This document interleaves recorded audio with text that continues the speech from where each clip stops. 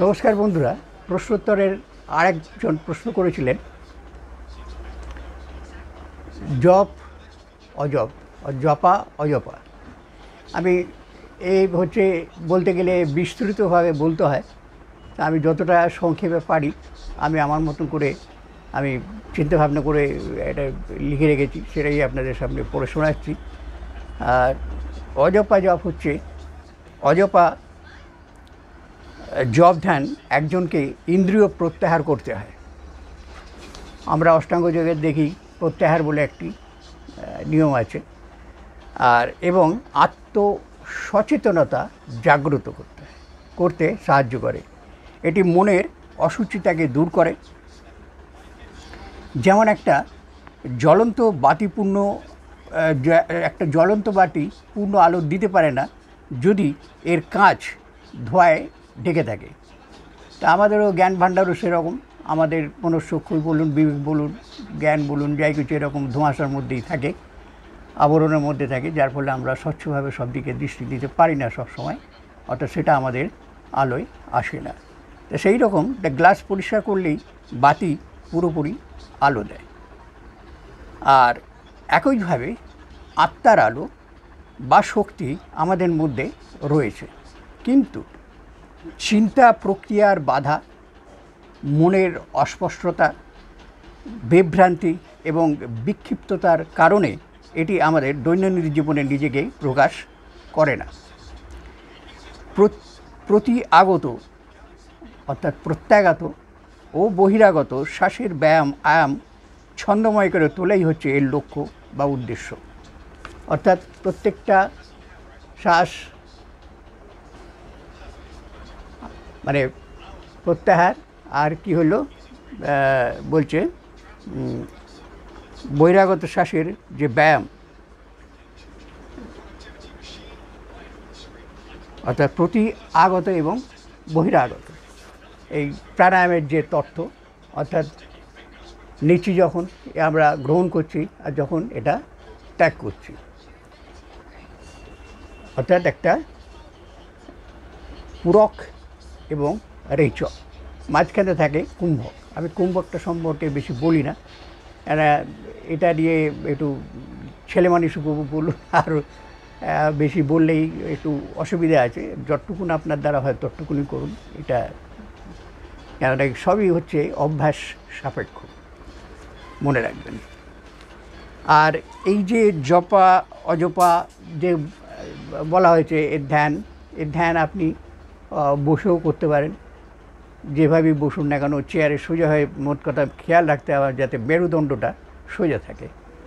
আর বসেও করতে পারেন, শুয়েও করতে পারবেন। শুয়ে করলে তাকে বালিশটা যেন খুব উঁচু না হয়, ঠিক 1.5 ইঞ্চি, 1 থেকে 1.5 ইঞ্চি মোটা হবে মাথাটা, খালি এই ঘাড়ের সমান এই মাথাটাকে রাখতে হবে আর কি। তার জন্য পাতলা বালিশ রাখবেন। আর শুয়ে, বসে এবং দাঁড়িয়েও এই অজপা জপ করা যায়। আর বলছে, অর্থাৎ আমাদের এই যে শ্বাস প্রশ্বাসের যে ব্যায়াম বা আয়াম, এটাকে ছন্দময় করতে হয়। এর একটা ছন্দ থাকবে, এই ছন্দ থাকলেই আমরা এর সুফল পাব। আর এই প্রাণায়ামকে ব্রেথ অফ ভিক্টরি বা ওশেন ব্রেথ বা হিসিং ব্রেথ বলে। তো অজপা জপের উদ্দেশ্য গীতার 8ম অধ্যায়ের 10ম থেকে 10ম শ্লোক লক্ষ্য করলেই আপনি বুঝতে পারবেন এর উদ্দেশ্যটা কী। তো আমার ভিডিও শ্বাসযোগের আশ্রয়ে গীতা 5, এই ভিডিওতে এই বলা আছে, অর্থাৎ ওই 10ম শ্লোক, 8ম অধ্যায়ের 10ম শ্লোক। আর দর্শকদের প্রতি অনুরোধ, বা আপনার প্রতি আমার অনুরোধ, যে প্রত্যেকেই গীতার প্রত্যেকটা শব্দার্থ এগুলো জেনে বুঝে পড়ুন।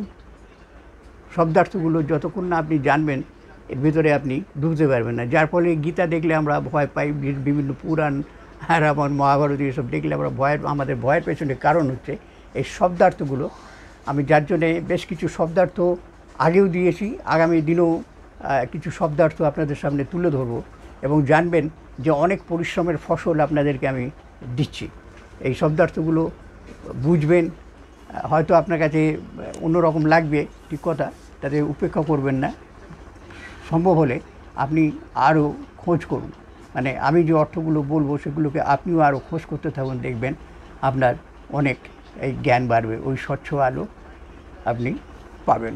আবরণটাকে, পর্দাটাকে, ধোঁয়াশাটাকে সরিয়ে দিতে হবে। আর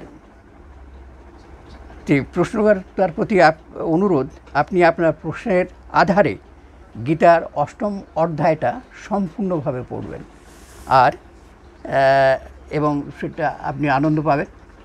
আর শব্দার্থের জন্য প্রশ্ন করলে উত্তর দেওয়ার চেষ্টা করব, শুধু সময়ের অপেক্ষা। মনে রাখবেন যে অভ্যাসযোগী হচ্ছে ক্রিয়াযোগ। তো বন্ধুরা, আশা করি বা বন্ধু যে প্রশ্ন করেছিলেন এ সম্পর্কে তাকে আমি তুষ্ট করতে পারলাম। আরও তুষ্ট হবে যদি আমার কথাগুলোকে আপনি মান্যতা দেন বা অনুসরণ করেন। নমস্কার বন্ধু, ভালো থাকবেন, ভালো রাখবেন, যত পারবেন এগুলোকে প্রসারিত করবেন। অতি অবশ্যই আপনার কীরকম লাগলো সেটা আমাকে ইয়ের মাধ্যমে, কমেন্টের মাধ্যমে আপনি আমাকে জানাবেন। নমস্কার।